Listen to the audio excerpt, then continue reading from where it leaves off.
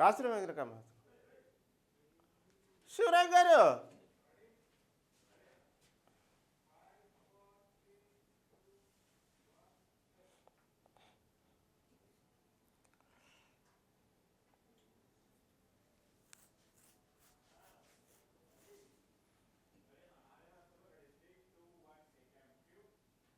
Good morning, welcome to మెగానే TV morning paper analysis కార్యక్రమానికి స్వాగతం. ఈరోజు ప్రధాన పత్రికల్లోని ప్రధాన అంశాలను మనం సారి చూద్దాం. ముందుగా మనం ఆంధ్రజ్యోతి దినపత్రిక తీసుకుందాం. తెలంగాణ సంబంధించినటువంటి ఆంధ్రజ్యోతి దినపత్రిక తీసుకుంటే దీంట్లో ఈరోజు ప్రధానమైన అంశాలు తీసుకుంటే ఆంధ్రజ్యోతిలో సమ్మక్క సారలమ్మ జాతర పోయిద్దామా, దీన్ని ప్రధానంగా హైలైట్ చేస్తున్నారు ఈ వార్తని. ఎందుకంటే తెలంగాణ వ్యాప్తంగా చాలా ప్రతిష్టాత్మకంగా తీసుకునేటువంటి పండుగ ఏదైనా ఉందంటే సమ్మక్క సారలమ్మ యొక్క జాతర గురించి మనం విశేషంగా చెప్పుకోవాలి. దీనికి మామూలు ప్రాముఖ్యత కాదు, దీనికి సంబంధించినటువంటి ఎంతో ప్రతిష్టాత్మకంగా ఎంతో సెంటిమెంట్గా తెలంగాణకు సంబంధించినటువంటి ఎంతోమంది అంటే దేశవ్యాప్తంగా అనేక మంది వస్తారు, కానీ ఇది ప్రధానంగా జరుగుతుంది తెలంగాణలో కాబట్టి దీనికి సంబంధించినటువంటి విషయంలో మాత్రం సమ్మక్క సారలమ్మ విషయంలో మొదటి నుంచి కూడా ప్రభుత్వాలు చాలా ప్రతిష్టాత్మకంగా తీసుకుంటాయి. గతంలోనే తెలంగాణ ఏర్పడ్డ తర్వాత ఉన్నటువంటి 10 ఏళ్ళు ఉన్నటువంటి బీఆర్ఎస్ పార్టీ కూడా సమ్మక్క సారలమ్మను ఎంతో ప్రతిష్టాత్మకంగా తీసుకుంది. ఆ హయాంలో దానికి తగ్గట్టు ఈ సమ్మక్క సారలమ్మ అక్కడ ఉన్నటువంటి జాతర కోసం ఏర్పాట్లు చేసే టైంలో ఆ ప్రభుత్వం అప్పట్లో తగ్గట్టుగానే అన్ని ఏర్పాట్లు చేస్తూ భక్తులకు ఎటువంటి అసౌకర్యం లేకుండా అప్పట్లో ఆ ఏర్పాట్లన్నీ బాగానే జరిగినాయి. ఆ తర్వాత క్రమేపీ భక్తుల సంఖ్య పెరగటం, దానికంటూ ఎక్కువ ప్రాముఖ్యత లభించటం, తెలంగాణ వ్యాప్తంగా రాష్ట్రం ఏర్పడ్డ తర్వాత దానికి ఇచ్చేటువంటి ప్రాముఖ్యత ప్రభుత్వం కూడా దానికి ఎక్కువ ప్రాముఖ్యత ఇవ్వడంతో అనేక రకాలుగా ఎప్పటికప్పుడు ప్రజల సౌకర్యార్థం ఇంకా ఎటువంటి సౌకర్యాలు కల్పించాలి, అక్కడ ఉన్నటువంటి చిన్న చిన్న లోపాలు ఏంది, ఆ సమయంలో జరిగేటువంటి జాతర సమయంలో ఎలాంటి అవాంఛనీయ సంఘటనలు జరగకుండా తీసుకోవాల్సిన జాగ్రత్తలు ఏంటి, ఇవన్నీ క్రమేపీ అప్పటికప్పుడు ప్రతి సంవత్సరం జరుగుతున్నటువంటి జాతర సంబంధించినటువంటి సందర్భాన్ని బట్టి ఎప్పటికప్పుడు అభివృద్ధి కార్యక్రమాలు చేసుకుంటూ వెళ్తున్న పండుగ ఏదైనా ఉందంటే సమ్మక్క సారలమ్మ జాతర సంబంధించి దీన్ని ఒక జాతీయ పండుగ గుర్తించాలని కూడా చర్చలు జరుగుతున్నాయి. దీనికి సంబంధించి అంటే తెలంగాణ రాష్ట్ర పండుగ కూడా జరగాలనేటువంటి విషయంలో చర్చలు జరుగుతూ ఉన్నాయి. దీనికంటూ వివరంగా చెప్పాలంటే ఇప్పుడు ఉన్నటువంటి కాంగ్రెస్ ప్రభుత్వం అయితే దీనికి చాలా ప్రతిష్టాత్మకంగా తీసుకొని దీనికోసం భారీ ఏర్పాట్లు చేసింది. ఎక్కడికక్కడ అంటే గతంలో ఏదైతే సమ్మక్క సారలమ్మ జాతరకి వెళ్ళినప్పుడు భక్తులు ఎటువంటి ఇబ్బందులు లోనయ్యారో అటువంటి ఇబ్బందులు లోను కాకుండా ముందుగానే పక్కా ప్రణాళికగా ఎక్కడికక్కడ ప్రత్యేక ఇన్స్టంట్గా ఉండేటువంటి బస్టాండ్లు, వాహనాల పార్కింగ్లు, ఎన్ని ప్రభుత్వం సంబంధించినటువంటి ప్రభుత్వం తరఫున అనేక రకాలైన ఆర్టీసీ బస్సు పెంచటాలు కానివ్వండి, అనేక సౌకర్యాలు కలిగించడం, ఇటు కేంద్ర ప్రభుత్వం కూడా దానికి ప్రత్యేక రైళ్ల ఏర్పాటు, దానికంటూ ఒక ప్రత్యేక నిధులు కూడా కేటాయించింది ఈసారి కేంద్ర ప్రభుత్వం కిషన్ రెడ్డి చొరవతో. దాంతోపాటు అనేక రకమైనటువంటి అక్కడ ఇబ్బందులు పడేది ఎక్కువగా మహిళలకు సంబంధించినటువంటి ప్రత్యేక స్నానపు గదులు కానివ్వండి, దానిలోకి సంబంధించినటువంటి అనేక రకాలైనటువంటి ఉపయోగాలు కలిగే విధంగా మహిళల కోసం సపరేట్గా ఒక భద్రతా విభాగం, దాంతోపాటు ఒక టోల్ ఫ్రీ నెంబరు, ఎవరైనా సరే పొరపాటున అక్కడి నుంచి చిన్న పిల్లలు ఎవరైనా తప్పిపోయినా వాళ్ళకంటూ ఒక టోల్ ఫ్రీ నెంబర్లు, దాంతోపాటు ఒక చిన్న వాట్సాప్ నెంబర్ కూడా ఇప్పుడు రేపు అంటే ఈ రోజు నుంచి మొదలైనటువంటి జాతరలో భాగంగా ప్రభుత్వం కొత్త వాట్సాప్ నెంబర్ కూడా రిలీజ్ చేసింది. ఆ వాట్సాప్ నెంబర్కి ఎవరైనా సరే హాయ్ అని మెసేజ్ పెడితే సుదూర ప్రాంతాల నుంచి వచ్చే వాళ్ళకి మాత్రం ఒక రూట్ మ్యాప్ మొత్తాన్ని ఏ విధంగా వెళ్ళాలి, ఎక్కడెక్కడైనా దానికి సంబంధించిన డీటెయిల్స్ అన్నీ కూడా వివరంగా చెప్పేటువంటి ఒక వాట్సాప్ నెంబర్ కూడా క్రియేట్ చేశారు. ఇప్పుడున్న టెక్నికల్గా అన్ని రకాలుగా వాడుకుంటూ ఎక్కడికక్కడ దానికి సంబంధించినటువంటి సమ్మక్క సారలమ్మ జాతర గతంలో ఎంతో సెంటిమెంట్గా అక్కడికి వెళ్తే మనం కోరిన కోరికలన్నీ తీరుతాయి అనేటువంటి భక్తులకు ఎంతటి ప్రగాఢ నమ్మకం ఉందో, దాంతోపాటు వచ్చిన తర్వాత అనేక ఇబ్బందులు గురయ్యేవాళ్ళు, అక్కడ సరైనటువంటి సౌకర్యాలు బాగా కరువు అయ్యాయి. దానికి సంబంధించినటువంటి ఈసారి మాత్రం సమ్మక్క సారలమ్మ జాతరకి వెళ్ళాలంటే చాలా ప్రశాంతంగా ఇంత చక్కగా సమ్మక్క సారలమ్మ జాతరకి వెళ్ళి వాళ్ళ మొక్కులు తీర్చుకోవడానికి అనువైనటువంటి వాతావరణం ఈసారి ప్రభుత్వం చాలా ప్రతిష్టానం తీసుకొని ఎప్పటికప్పుడు ప్రభుత్వ అధికారులతో పాటు ప్రభుత్వ యంత్రాంగం అటుపక్క మంత్రులు అందరూ ఎప్పటికప్పుడు సమీక్షిస్తూ ఉన్నారు.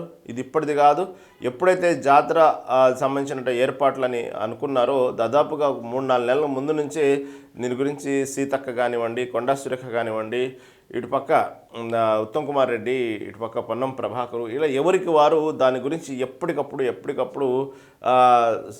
సంబంధించిన సర్వే తీయించుకుంటూ దానికి ఏ విధంగా ఎటువంటి మార్గాలు సుగమం చేయాలి, అక్కడ ఉండే మొదటి నుంచి సమ్మక్క సారలమ్మ జాతరకి వెళ్ళాలంటే వచ్చేటువంటి ఇబ్బందులు ఏంటి, అవన్నీ ముందుగానే ఎప్పటికప్పుడు భక్తుల యొక్క మనోభావాలు ఎక్కడ దెబ్బతినకుండా వాళ్లకు సరైనటువంటి అంటే వచ్చినటువంటి తర్వాత శుభ్రత పరిశుభ్రత విషయంలో గతంలో అనేక విమర్శలు ఉండేవి. కాబట్టి వాళ్ళు మనోభావాలు దెబ్బతినకుండా ఎలాంటి ఏర్పాట్లు చేయాలి. దాంతోపాటు ప్రధానంగా రహదారులు అక్కడ సింగిల్ రోడ్లు ఎక్కువ. కాబట్టి ఆ సింగిల్ రోడ్డు వల్ల పార్కింగు వాహనాలు వెళ్ళేటప్పుడు ఎదురెదురు వాహనాలు పడటం వల్ల అనేక రకాలుగా కిలోమీటర్ల మేర ట్రాఫిక్ జామ్ నిలబడేది. అటువంటి ట్రాఫిక్ నియంత్రించడానికి తీసుకోవాల్సిన మార్గాలు కొత్తగా ఒక రోడ్డు మార్గాలు వేయటం, అదేవిధంగా పార్కింగ్ వచ్చినటువంటి వాహనాల్ని పార్కింగ్ ఏర్పాటు కోసం దాదాపుగా ఒక పెద్ద కొన్ని వందల ఎకరాల్లోనే దానికంటూ ఒక స్థలం కేటాయించడం, ఎప్పటికప్పుడు గైడ్లైన్స్ ఇవ్వడానికి అక్కడ దాదాపు 1500 మంది పోలీసులు అక్కడ విధుల్లో నిర్వర్తించడం, దానికి ఎక్కడ వచ్చేటువంటి భక్తులకు ఎప్పటికప్పుడు ఆ రూట్ మ్యాప్ చెప్తూ ఏ వాహనాలు ఎక్కడ ఆగాలి, ఎటు నుంచి వెళ్ళాలి, తర్వాత దానికి సంబంధించిన మొక్కుబళ్ళు తీర్చుకున్న తర్వాత వెళ్ళేటువంటి మార్గం ఏటు, అదేవిధంగా మహిళలు ఎదుర్కొంటున్న సమస్యలు ఏంది, ఎక్కువగా ప్రధానంగా చిన్నపిల్లలు మహిళలకు ఎక్కువ సమస్య వెళ్ళినప్పుడల్లా ఈ సమ్మక్క సారలమ్మకి ఈసారి మాత్రం చాలా ప్రశాంతంగా మహిళలు చాలా సంతోషంగా తమ మొక్కులు తీర్చుకునేటువంటి అవకాశాన్ని ఇక్కడ ఈసారి అయితే ప్రభుత్వం కలిగిస్తూ ఉంది. ఇలా అన్ని విషయాల్లో దాంతోపాటు ఆ గద్దెల దగ్గర గతంలో ఉన్న ఏర్పాట్లతో పాటు శాశ్వతంగా ఉండేటువంటి ఏర్పాట్లు, అక్కడ ఉన్నటువంటి గ్రిల్స్ అన్నీ తీసేసి శాశ్వతమైన ఏర్పాట్లతో మంచి దిమ్మెలు కట్టి దానికంటే ఒక అందంగా అలంకరించి ఇంకా శాశ్వతమైన నిర్మాణాలు అక్కడ జరగడం ఈసారి ప్రభుత్వం తీసుకుంది. మొదటి నుంచే దీనికి సంబంధించినటువంటి విషయంలో మంత్రులు కూడా ఎంతో ప్రతిష్టాత్మకంగా తీసుకొని దీన్ని ఎంతో ప్రతిపక్ష పార్టీలతో పాటు అనేక మంది నాయకులను కలిసి దానికంటే ఒక ఇన్విటేషన్ దానికి సంబంధించినటువంటి చాలా ఇంపార్టెన్స్ ఇస్తూ స్వయంగా మంత్రుల చేతులతోనే వెళ్ళి అధికారులని ప్రతిపక్ష పార్టీ నేతలను వెళ్ళి స్వయంగా వాళ్ళ ఇళ్ళకెళ్ళే ఆహ్వాన పత్రికని ఈ జాతరకు సంబంధించి రావాలని చెప్పి మర్యాదపూర్వకంగా పిలవటం, ఇలా ప్రతిదీ కూడా ఈసారి దాన్ని ఒక ప్రభుత్వ కార్యక్రమాలతో పాటు అంటే గతంలో ఏదన్నా తెలంగాణ సంబంధించినటువంటి కార్యక్రమాలు జరిగినప్పుడు ఎంతో ప్రతిష్టాత్మకంగా తీసుకున్నారో హైదరాబాద్ యొక్క బ్రాండ్ని ఇమేజ్ని ఏ విధంగా పెంచడానికి తీసుకున్న కార్యక్రమాన్ని ఏ విధంగా అయితే గతంలో మనం చూసామో రాష్ట్ర ప్రభుత్వం ఎంతో ప్రతిష్టాత్మకంగా తీసుకొని అందరినీ ఏ విధంగా ఆహ్వానించేవాళ్ళు మోడీతో సహా ఈ విధంగా అందరినీ ఆహ్వానించడం ఎలాగో మనం చూసామో దీన్ని కూడా ఒక సపరేట్గా ఆహ్వాన పత్రిక చేసి దానికంటూ వెళ్ళి స్వయంగా చాలా పవిత్రంగా ప్రతిష్టాత్మకంగా దాన్ని చాలా విలువిస్తూ వెళ్ళి ప్రతిపక్ష పార్టీ నేతలతో పాటు అనేక మంది అధికారులని దానికి పక్క రాష్ట్రాల్లో ఉన్నటువంటి మంత్రుల్ని వీళ్ళందరినీ ఒకసారి ఈ జాతరకు రమ్మని ఆహ్వానించడం జరిగింది. ఈ జాతర కూడా చాలామందికి నమ్మకం ఏంటంటే అక్కడికి వెళ్ళి మొక్కులు కనుక మనకు కావాల్సినటువంటి సమస్యలు చెప్పుకున్నా మనకు కావాల్సిన కోరికలు కావాలన్నా కూడా తీరుస్తారు. అంత గట్టి నమ్మకంతో ఇక్కడికి భక్తులు వెళ్తూ ఉంటారు, చాలా ప్రతిష్టాత్మకంగా తీసుకుంటారు. ఈ రోజు నుంచి ఈ జాతర 3 రోజుల పాటు ఈరోజే మొదలవుతూ ఉంది. దీనికి సంబంధించినటువంటి ఎప్పటికప్పుడు దాదాపుగా గతంతో పోలిస్తే ఈసారి భారీ స్థాయిలో భక్తులు వచ్చే అవకాశం ఉందని ముందుగానే ఒక అంచనా వేస్తున్నారు. దానికి సంబంధించి మొన్న మంత్రులు కూడా అక్కడే ఒక క్యాబినెట్ మీటింగ్ కూడా ఏర్పాటు చేసుకున్నారు. దాంతో అక్కడ ఎందుకంటే అలాంటి సౌకర్యం ఉంది అని భక్తుల నమ్మకం కలిగించడంతో పాటు మంత్రుల దృష్టికి అక్కడ ఉన్నటువంటి సౌకర్యాల్లో లోటుపాట్లు ఏది తెలిసిద్దని కానివ్వండి, అదేవిధంగా ప్రభుత్వం దానికి ఎంత విలువ ఇచ్చిందో ఆ సమ్మక్క సారలమ్మ సంబంధించిన విషయాలను ప్రభుత్వం ఎంత విలువ ఇచ్చిందని తెలియజేయడం కోసం కానివ్వండి అక్కడ ఉంటూ మన క్యాబినెట్ మీటింగ్ కూడా ఏర్పాటు చేశారు. ఇప్పుడు దీనికి సంబంధించినటువంటి ఈరోజు నుంచి జాతర మొదలవుతున్న సందర్భంలో ఏ విధంగా భారీ ఏర్పాట్లతో పాటు అంటే ఈరోజు కన్నెపల్లి నుంచి గద్దెలపైకి సారలమ్మ వస్తారనమాట. దానికి సంబంధించిన ఏర్పాట్లు కూడా ప్రభుత్వం చాలా ప్రతిష్టాత్మకంగా తీసుకుంది. అదేవిధంగా పగిడిద్దరాజు గోవిందరాజులు కూడా ఈరోజు రాక ఈసారి జాతరకు 3 కోట్ల మంది వస్తారని ఒక అంచనా అయితే గట్టిగా ఉంది. ఎందుకు ఇంత గట్టిగా అంచనా వేస్తున్నారంటే దాదాపుగా సపోజ్ ఈ రోజు నుంచి ఈ జాతర మొదలవుతూ ఉంది, కానీ ఈ జాతర అని ఎప్పుడైతే దీనికి సంబంధించిన ఏర్పాట్లు జరుగుతున్నాయో దాదాపుగా ఒక నెల ముందు నుంచే భారీ స్థాయిలో భక్తులు వస్తూనే ఉన్నారు. ఇప్పటికీ లక్షల్లో వస్తూనే ఉన్నారు. మొన్నటికి మొన్న దాదాపు ఈ నెల నుంచి ఎక్కడ కూడా క్రౌడ్ తగ్గలేదు. ప్రస్తుతం రాకముందే ఇంత భారీ స్థాయిలో ఈ విధంగా మొక్కులు తీర్చుకోవడానికి జనం వస్తున్నారంటే భక్తులు వస్తున్నారంటే ఈ రోజు నుంచి ఇంకా భారీ స్థాయిలో వచ్చేటువంటి అవకాశం ఉందని ముందుగానే అంచనా వేశారు. ఎందుకంటే ఎప్పుడు ఇంత భారీ స్థాయిలో భక్తులు వచ్చిన సందర్భాలు లేవు. ప్రతి ఏడుకు ఆ ఏడు భారీ స్థాయిలో భక్తులు వస్తున్నారు. కానీ ఈసారి మాత్రం అసలు దాదాపుగా ఇంకా దాని జాతర మొదలవక ముందు నుంచే కొద్ది రోజుల ముందు నుంచే భారీ స్థాయిలో ఈ విధంగా భక్తులు రావడం అనేది ఇదే మొదటిసారి చరిత్రలో. కాబట్టి భక్తులు భారీ స్థాయిలో వస్తారు, 3 కోట్లకు పైగా వస్తారని అంచనా అయితే ప్రభుత్వం అంచనాకు సిద్ధమైంది. దాని తగ్గట్టు అన్ని ఏర్పాట్లు చేస్తున్నారు. అక్కడ స్నానపు గదులు మహిళలకు ఎక్కువ ఇబ్బంది కలిగేటువంటి స్నానపు గదుల గురించి ఎక్కువ చర్చించుకునేవాళ్ళు గతంలో. కాబట్టి ఆ స్నానపు గదులకు సంబంధించినట్టు కానివ్వండి అన్ని ఏర్పాట్లు చేస్తూ భక్తులకు ఎటువంటి అసౌకర్యం కలగకుండా ఎప్పటికప్పుడు దాని గురించి పర్యవేక్షణ అయితే జరుగుతోంది. ఒక చిన్న పొరపాటు జరిగిన కూడా ప్రభుత్వం అప్రదిష్ట పాలైద్ది అన్నటువంటి విషయంలో మాత్రం ప్రభుత్వం మాత్రం ఎప్పటికప్పుడు అలర్ట్ అవుతూ ప్రతి చిన్న సమస్యను కూడా చాలా ఇంపార్టెన్స్ ఇస్తూ ఎక్కడ కూడా సమస్యలు లేకుండా చూడాలనే కృతనిశ్చయంతో ప్రభుత్వం భారీ స్థాయిలో అక్కడ బలగాలను అంటే యంత్రాంగాన్ని అక్కడ దింపింది. ఆ యంత్రాంగం మొత్తం కూడా దానికి సంబంధించిన ఏర్పాట్లు చూస్తున్నారు. విధుల్లో 21 శాఖలకు చెందినటువంటి 42,000 మంది సిబ్బంది పనిచేస్తున్నారు అక్కడ. కాబట్టి చూడటానికి మాత్రం ఈసారి ఎక్కడ కూడా ప్రజలు చాలా హాయిగా మనశ్శాంతిగా వాళ్ళు అనుకున్న మొక్కులు తీర్చుకునే విధంగా అక్కడికి వెళ్ళి మనం చూద్దాం. ఈ రోజు నుంచి దానికి సంబంధించిన భక్తులు భారీ స్థాయిలో వస్తున్నారు కాబట్టి ఇక భక్తుల అప్డేట్ కూడా మనం చూస్తాం ఈ రోజు నుంచి. ఎందుకంటే ఏర్పాట్లు అంత చక్కగా జరిగినాయి. రాష్ట్ర ప్రభుత్వం దీన్ని ఈరోజు అంత ప్రతిష్టాత్మకంగా తీసుకుంది. కాబట్టి ఈ వార్తని ఆంధ్రజ్యోతి పత్రిక ఈరోజు హైలైట్ చేసింది. ఎందుకంటే ఈ రోజు నుంచే మొదలైంది. ఆ తర్వాత ఇంకొక ప్రధానమైన వార్త, తెలంగాణ రాష్ట్ర వ్యాప్తంగా మున్సిపల్ పాల్స్ అయితే నగరా మోగింది. నిన్న ఎన్నికల కమిషనర్ అధికారి ఎవరైతే ఉన్నారో కుముదిని దీనికి సంబంధించినటువంటి మున్సిపల్ ఎన్నికలకు సంబంధించినటువంటి షెడ్యూల్ అయితే ప్రకటించారు. దీనికి సంబంధించి మొత్తం 116 మున్సిపాలిటీలు 7 కార్పొరేషన్లకు అయితే ఎన్నికలు జరగనున్నాయి. దీనికి సంబంధించినటువంటి ఇది మొత్తం ఫిబ్రవరి 11న పోలింగ్ ఇది, ఫలితాలు 13న నెక్స్ట్ మంత్. అయితే నామినేషన్ ప్రక్రియ దానికి సంబంధించిన మొత్తం కూడా ఈ రోజు నుంచే మొదలవుతుంది దీనికి సంబంధించి. కాకపోతే ఈ కోడ్ అయితే అమల్లోకి వచ్చేసింది ఈ రోజు నుంచి. 16న మేయర్లు చైర్పర్సన్ల ఎన్నిక, అదే రోజు ప్రమాణము. అది ఫిబ్రవరి 11న పోలింగు, 13నేమో ఫలితాలు, తర్వాత 16న మేయర్లు చైర్మన్ల పర్సన్ల ఎన్నిక, అదే రోజు ప్రమాణం కూడా చేయిస్తారు. కాబట్టి ఈ విధంగా ఎప్పటి నుంచో ఈ వరుసగా రాష్ట్ర ప్రభుత్వం వచ్చిన 2 ఏళ్ళైనా ఎటువంటి ఎన్నికలు జరపలేదు కాంగ్రెస్ ప్రభుత్వం అనేటువంటి అపవాదు నుంచి మెల్లిమెల్లిగా మొదటేమో జూబ్లీహిల్స్ ఉప ఎన్నికల ప్రచారం నుంచి ఉప ఎన్నికల కాడి నుంచి వరుసగా ఇక రాష్ట్ర ప్రభుత్వం అదే ఊపుతో వరుస ఎన్నికలకు వెళ్తూ ఉంది. దాని తగ్గట్టే మొన్న జరిగినటువంటి స్థానిక సంస్థ ఎన్నికలు, సర్పంచ్ ఎన్నికలతో కూడా అదే ఊపులో కొనసాగించింది. దానికి తగ్గట్టుగానే ప్రభుత్వానికి మంచి ఫలితాలు వచ్చినాయి. కాబట్టి పాజిటివ్ దృక్పథంతో ఉన్నప్పుడే ప్రజలు కాంగ్రెస్ పార్టీ మీద మంచి సదాభిప్రాయం ఉన్నప్పుడే వరుసగా ఒక ఎన్నికలు జరపాలి అనేటువంటి అభిప్రాయంతో ఇటు జిహెచ్ఎంసీ సంబంధించిన మున్సిపల్ ఎన్నికల పోరు కూడా ప్రకటించేసింది. దాదాపుగా దీనికి సంబంధించినటువంటి ఈ ఎన్నికల విషయంలో వచ్చేటప్పటికి అనేక అపోహలు జరిగినాయి. ఈ విషయంలో ఇప్పట్లో మున్సిపల్ ఎన్నికలు జరగకపోవచ్చు. ఎందుకంటే వార చుట్టూ ఉన్నటువంటి 27 మున్సిపాలిటీలు మొత్తాన్ని కూడా ఒకే జిహెచ్ఎంసీ గొడుగు కిందకు తీసుకురావాలి అనేటువంటి నిర్ణయంతో ఉన్నారు అప్పట్లో. దానికి తగ్గట్టుగానే ఆ ప్రాసెస్ అవ్వాలంటే ఇప్పట్లో అయ్యేది కాదు. కాబట్టి ఇది దాదాపు మున్సిపల్ ఎన్నికలు పోస్ట్పోన్ చేయడం కోసమే, మున్సిపల్ ఎన్నికల్ని కావాలని సాగదీయటం కోసమే ఈ విధంగా ప్రభుత్వం నాటకాలు ఆడుతుందంటూ అనేక విమర్శలు చేసింది ప్రతిపక్ష పార్టీలు. వీటన్నిటికీ బదులిస్తూనే దీనికి సంబంధించిన మున్సిపల్ ఎన్నికలు అయితే నగరా మోగించారు. ప్రస్తుతం దీనికి సంబంధించినటువంటి ఎన్నికల రేపు ఫిబ్రవరి 11న జరుగుతూ ఉన్నాయి. దీనికి సంబంధించినటువంటి మున్సిపల్ ఎన్నికలు మొత్తం కూడా ఈ తెలంగాణ వ్యాప్తంగా ఉన్న 116 మున్సిపాలిటీలకు ఈ ఎన్నికలు ప్రతిష్టాత్మకంగా అన్ని పార్టీలు కూడా ప్రతిష్టాత్మకంగా తీసుకున్నాయి. ఎందుకంటే ప్రభుత్వానికి దానికి సంబంధించినటువంటి వ్యతిరేకత, ప్రభుత్వం మీద ఉన్నటువంటి ఏదైతే ప్రస్తుతం ఉన్నటువంటి అనేక రకమైనటువంటి ఈ మధ్యన జరిగినటువంటి అనేక అవినీతికి సంబంధించినటువంటి అపవాదులు ఇవన్నీ కూడా ప్రస్తుత పరిస్థితుల్లో దీనికి సంబంధించినటువంటి ఎన్నికల ఫలితాలు ఏ విధంగా ఉండబోతున్నాయి అనేది ఇప్పుడు చాలా సస్పెన్స్గా కొనసాగుతుంది. ఇటీవలి కాలంలో వచ్చినటువంటి నైని బొగ్గుల కుంభకోణం కానివ్వండి, అదేవిధంగా మంత్రుల్లో ఉన్నటువంటి అసంతృప్తులు కానివ్వండి రేవంత్ రెడ్డి మీద, అదేవిధంగా అనేక రకాలైనటువంటి సొంత కుటుంబ సభ్యులకే టెండర్లు కట్టబెడుతున్నారు అనేటువంటి విషయంలో జరిగిన పొరపాటుతో ఏదైతే ఈ టెండర్ల ప్రక్రియ రద్దు చేసే విషయంలో కానివ్వండి ఎక్కువగా ఇటీవలి కాలంలో ప్రభుత్వం ఎక్కువగా అబాసు పాలైంది. ఇటుపక్క చూస్తేనేమో బీఆర్ఎస్ పార్టీ వరుసగా సిట్ విచారణ ఎదుర్కొంటూ ఫోన్ ట్యాపింగ్ విషయంలో ఇటుపక్క బీఆర్ఎస్ కూడా ఆ పార్టీకి తగ్గ డ్యామేజ్ ఆ పార్టీకి అవుతుంది. కాబట్టి ఎక్కడికక్కడ ఎప్పటికప్పుడు దీనికి సంబంధించినటువంటి ప్రభుత్వం గతంలో కూడా ఇదే విధంగా సర్పంచ్ ఎన్నికల ముందు జరుపుదాం అనుకునే సమయంలో ఒక్కసారిగా యూరియా కొరత వచ్చింది. యూరియా కొరత వచ్చినప్పుడు కూడా ప్రభుత్వానికి ఇదే విధంగా అపవాదు మూట కట్టుకొని చాలా గడ్డు కాలం ఇది ఈ ఎన్నికలు జరపడానికి ప్రభుత్వానికి. కాబట్టి ఫలితాలు చాలా ఘోరంగా వస్తాయనేటువంటి ఎక్స్పెక్టేషన్లో ఉన్నారు అందరూ. కానీ దానికి ధీటుగానే సమాధానం ఇస్తూ ప్రభుత్వం దాదాపుగా సింహభాగం స్థానాలే కైవసం చేసుకుంది.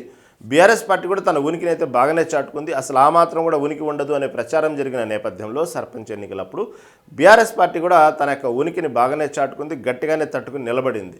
కాబట్టి ఈసారి ఇప్పుడు జరిగేటువంటి మున్సిపల్ ఎన్నికల పోరులో బీఆర్ఎస్ ఇంకా గట్టిగా పోరాడి ఇంకా తన యొక్క పవర్ ఏందో చూపించాలనేటువంటి కృతనిశ్చయంతో బీఆర్ఎస్ పార్టీ ఉంది.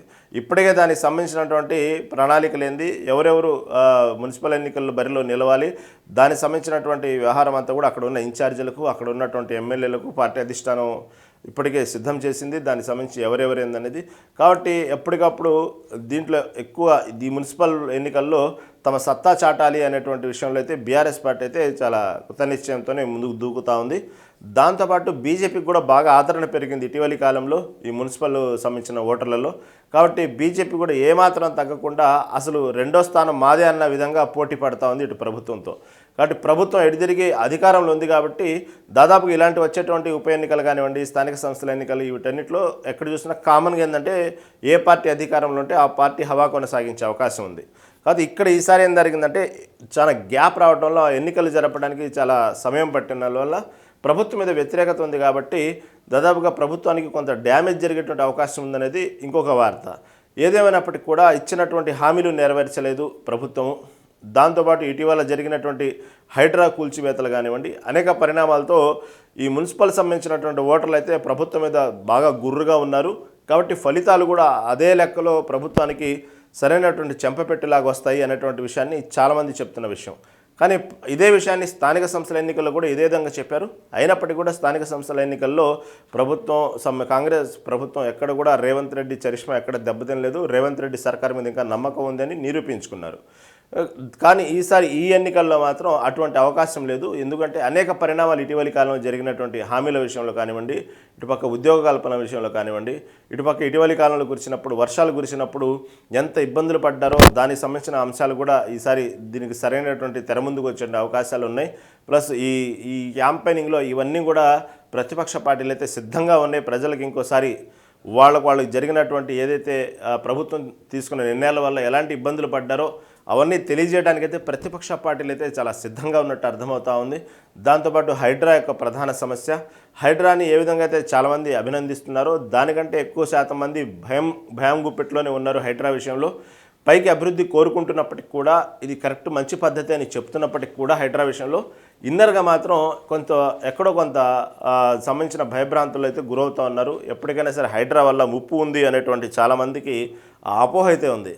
ఆ ప్రభావం కూడా ఈ మున్సిపల్ ఎన్నికల మీద పడేటువంటి అవకాశం ఉందనేటువంటి వార్తలు కూడా బయటకు వస్తూ ఉన్నాయి. ఇలా అనేక రకాలైన సమస్యలు ఇటీవలి కాలంలో నైని బొగ్గు కుంభకోణం విషయంలో ప్రభుత్వం చాలా బాసుపాలైంది. దానికి సంబంధించి ఎప్పటికప్పుడు దానికి సంబంధించి చెప్పుకోవడానికి ప్రభుత్వం ప్రయత్నం చేస్తూ ఉంది. కానీ దానికి తగ్గట్టుగానే బీఆర్ఎస్ ఎప్పటికప్పుడు దానికి సంబంధించినటువంటి మీడియా సమావేశాలు పెట్టి దానికంటూ ఒక మొత్తం భారీ స్థాయిలో హరీష్ రావు లాంటి వ్యక్తులు చాలా చక్కగా ఏ విధంగా అయితే నైని బొగ్గు కుంభకోణంలో జరిగిన పొరపాట్లేంది, అసలు దీంట్లో కుటుంబ సభ్యులు ఎందుకు ఎంటర్ అయ్యారు, ఈ టెండర్లలో ఎందుకు కుటుంబ సభ్యులను మంత్రులు ఎందుకు తీసుకొచ్చారు, ఈ కుమ్ములాటలో ఈ ఒకరినొకరు పంచుకునే దాంట్లో కుమ్ములాటలో ఎందుకు ఇంతగా బహిర్గతంగా బయటపడ్డారు, ఎందుకు అకస్మాత్తుగా టెండర్లు రద్దు చేశారు, అసలు ఏం జరిగింది ఆ సింగరేణికి సంబంధించినటువంటి టెండర్ల విషయంలో అంటూ కేంద్ర ప్రభుత్వం కూడా ఇప్పుడున్న రాష్ట్రంలో ఉన్న సమస్యల్ని తీర్చడానికి వస్తున్నట్టే తనకు ఉనికిని చాటుకోవడానికి ఇటు కేంద్ర ప్రభుత్వం పనిచేస్తూ ఉంది.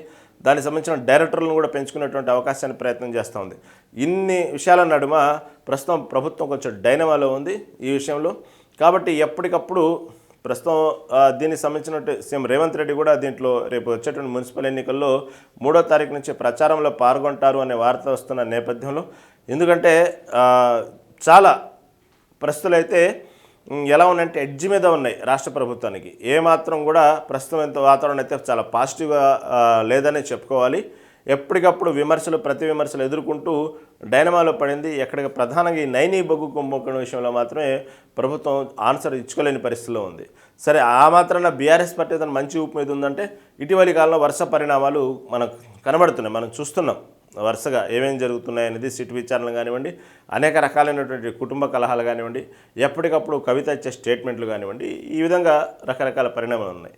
దాంతోపాటు ఈ మున్సిపల్ ఎన్నికల్లో సరే యాంటీ కాంగ్రెస్ ఓటింగ్ అంతా పడటానికి ఇటు బీఆర్ఎస్ ఇటు బీజేపీ ప్రయత్నం చేస్తూ ఉంటే దీంట్లో మళ్ళీ కవిత కూడా ఎంటర్ అవ్వటం, సింహం గుర్తుతో ఎన్నికల బరిలో నిల్చుంటారనే వార్తలు వచ్చిన నేపథ్యంలో మళ్ళీ ఇదంతా కూడా మళ్ళీ కాంగ్రెస్ కలిసి వచ్చే అంశంలా కనబడతా ఉంది. కాబట్టి దీన్ని ఉద్దేశించుకొని కాంగ్రెస్ వదిలిన బాణం కవిత అంటూ ఇప్పటికే బీఆర్ఎస్ పార్టీ స్టేట్మెంట్ ఇవ్వడం మొదలుపెట్టింది. ఎందుకంటే యాంటీ కాంగ్రెస్ ఓటు అంతా కూడా వస్తే బీఆర్ఎస్కి రావాలి మ్యాక్సిమం, తర్వాత బీజేపీకి రావాలి. కానీ ఇదే సమయంలో ఆ ఓట్లను చీల్చేటువంటి క్రమంలో కవిత ఆ సింహం గుర్తు రావటం వల్ల కొంతవరకు కాంగ్రెస్ పార్టీకే ఫెచ్చింగ్ అయింది కాబట్టి కాంగ్రెస్ పార్టీ వదిలిన బాణం అంటూ ఇటుపక్క బీఆర్ఎస్ చెప్తుంది. కాదు ఇదంతా కుటుంబ కలహాలు, దయచేసి మా నెత్తిన రుద్దు అంటూ కాంగ్రెస్ చెప్తుంది. ఇలా అనేక పరిణామాల మధ్య మున్సిపల్ ఎన్నికలు అయితే రాబోతూ ఉన్నాయి.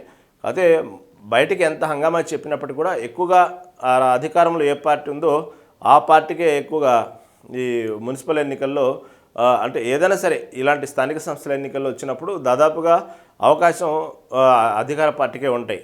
కాకపోతే ఇక్కడ ప్రతిపక్ష పార్టీలు అంటే రెండు పార్టీలు కూడా గట్టిగానే నిలబడే పరిస్థితి కనబడుతోంది. సరే అంత ఆషామాషిగా అయితే కనబడట్లేదు. కొన్ని చోట్లయితే బీజేపీ మంచి ఊపుతో దూసుకుపోతుంది. కొన్ని మున్సిపాలిటీలు అయితే దాదాపుగా వన్ సైడ్ లాగా ఉన్నటువంటి వాతావరణం కనబడుతుంది బీజేపీకి సంబంధించి. అదేవిధంగా బీఆర్ఎస్ కూడా మొన్నటి వరకు బీఆర్ఎస్ ఎక్కువ అధిక స్థానాలు ఉన్నాయి మున్సిపాలిటీలు.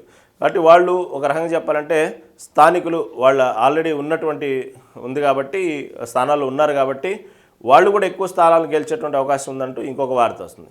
కాదు ఇప్పుడు మొత్తానికి ఏదైనప్పటికీ కూడా అధికారంలో ఉన్న పార్టీ కాబట్టి అధికారంలో ఉన్న పార్టీతో పనులు ఉంటాయి కాబట్టి మున్సిపల్ విధంగా అభివృద్ధి చెందాలంటే అధికార పార్టీతో కలిసి నడిస్తేనే ఆ మున్సిపల్ ప్రాంతం అంతా కూడా అభివృద్ధి చెందిద్ది అనేటువంటి విషయంలో దాదాపుగా ప్రభుత్వానికే ఫేవర్గా ఉండేటువంటి అవకాశాలు ఉన్నాయన్నట్టు ఈ విధంగా కనబడుతుంది.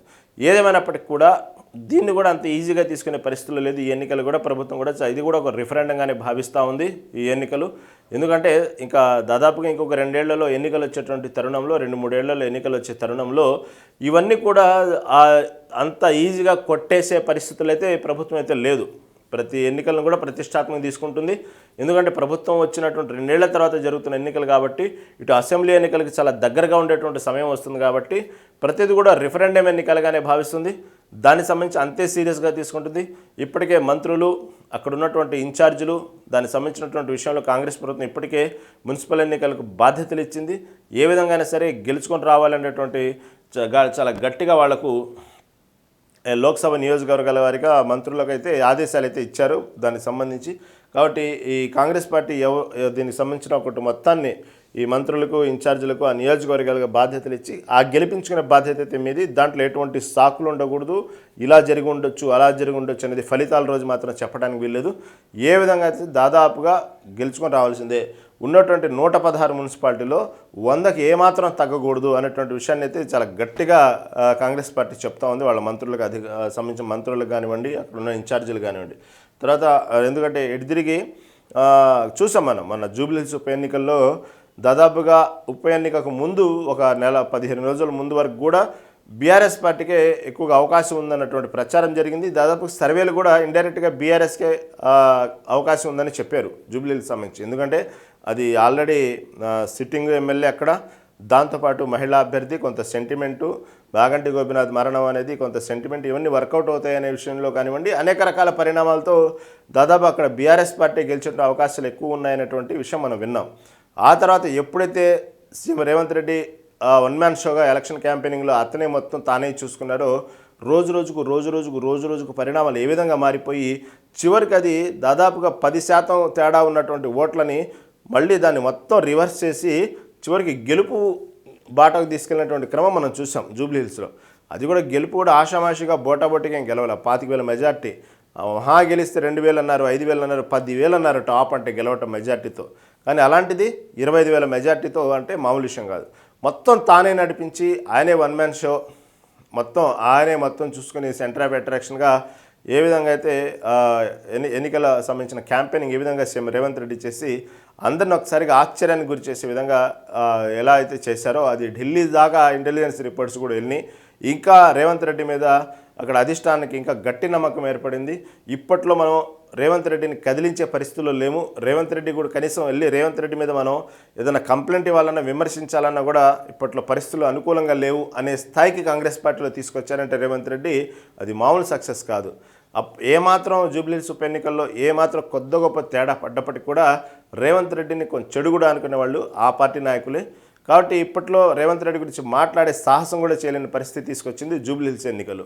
కాబట్టి ఇప్పుడు ఉన్నటువంటి పరిస్థితుల్లో మళ్ళీ రేపు 3వ తారీఖు నుంచి రేవంత్ రెడ్డి క్యాంపెయినింగ్ కనుక మొదలు పెడితే అప్పటి వరకు ఉన్న పరిణామాలు వేరు, ఆ తర్వాత రేవంత్ రెడ్డి రంగంలో దిగితే పరిణామాలు వేరు ఉంటాయి అనేటువంటి అంచనాతో కాంగ్రెస్ పార్టీ ధైర్యంగా ఉంది. రేవంత్ రెడ్డి ఉన్నారు, మొత్తం చూసుకుంటారని. కానీ ఈసారి మాత్రం ఈ కొంత మెచ్యూరిటీగా ఈ మున్సిపాలిటీలు అన్నీ కూడా కొంత మెచ్యూరిటీగా ఓటింగ్స్ ఉంటాయి కాబట్టి దీనికి సంబంధించినటువంటి అంటే అభివృద్ధి, వాళ్ళకు ఉన్నటువంటి వసతులు ఇవన్నీ పరిగణనలో తీసుకునే ఓటర్లు తమ ఓటు హక్కుని ఉపయోగించుకుంటారు ఎక్కువగా మున్సిపాలిటీల్లో. కాబట్టి అలాంటి విషయంలో ప్రభుత్వం కొంత వ్యతిరేకత ఉంది కాబట్టి మళ్ళీ చూడాలి ఎలా ఉన్నది ఫలితాలు అనేటువంటి క్రమంలో విశ్లేషకులు కూడా చూస్తున్నారు, తటస్థులు కూడా గమనిస్తూ ఉన్నారు. అయితే ఎన్నికల క్యాంపెయిన్లో రేవంత్ రెడ్డి దిగిన తర్వాత పరిస్థితులు ఒక్కసారిగా మారిపోయేటువంటి అవకాశం కూడా ఉందని చెప్తున్నారు. ఎందుకంటే అలాంటి చిన్న చిన్న లోపాలు ఏదైనా ఉన్నా, అలా వ్యతిరేకత ఏదైనా కూడగట్టుకున్నా, అభివృద్ధి మంత్రంలో ఎక్కడన్నా లోపాలు జరిగి అభివృద్ధి అనుకున్నంత స్థాయిలో జరగలేదన్నా, ఇవన్నీ కూడా రేవంత్ రెడ్డి ఇచ్చేటువంటి మాటలు, హామీలు, ఆయన ఇచ్చేటువంటి వాగ్దానాల్లోనే దాదాపుగా ప్రజల యొక్క మైండ్ సెట్ని మార్చేస్తారు. వాళ్ళు రేవంత్ రెడ్డి సర్కార్ మీద నమ్మకం కలిగిస్తారు. ఆ ఎలక్షన్ క్యాంపెయిన్ కానీ మాటలు ఆ విధంగా ఉంటాయి అనేటువంటి ఎక్కడో కొంత ఓకే ఆయన వస్తారు చూసుకుంటారు అనేటువంటి క్రమంలో అయితే ఇటు కాంగ్రెస్ నాయకులు ఉన్నారు. ఈసారి అలాంటి నిర్లక్ష్య ధోరణి, అలాంటి ధోరణిలో ఉండొద్దు. ప్రతిసారి ఒకే మంత్రం పనిచేయదు. కాబట్టి మీరు మాత్రం మంత్రులు మాత్రం లోక్సభ నియోజకవర్గాల వారీగా ఆ బాధ్యత మీరే తీసుకోవాలి. మీకు సంబంధించినటువంటి విషయంలో మాత్రం గెలిపించుకొని తీసుకురావాలి. ఆ తర్వాత ఎటువంటి సాకులు చెప్పినా మాత్రం ఊరుకునేది లేదు అంటూ కాంగ్రెస్ పార్టీ అయితే గట్టిగానే చెప్తుంది. వాళ్ళు ఇంతటి రసవత్తరమైనటువంటి సందర్భంలో ఈరోజు నుంచి నామినేషన్ల ప్రక్రియ ప్రారంభమైంది కాబట్టి మున్సిపల్ ఎన్నికలను కూడా అంత ఈజీగా లేదు. ప్రభుత్వానికి కానివ్వండి, మిగతా పార్టీలు కానివ్వండి, ఇది కూడా ఈసారి పోటాపోటీగా జరిగే అవకాశం అయితే చాలా క్లియర్ కట్గా కనబడుతుంది.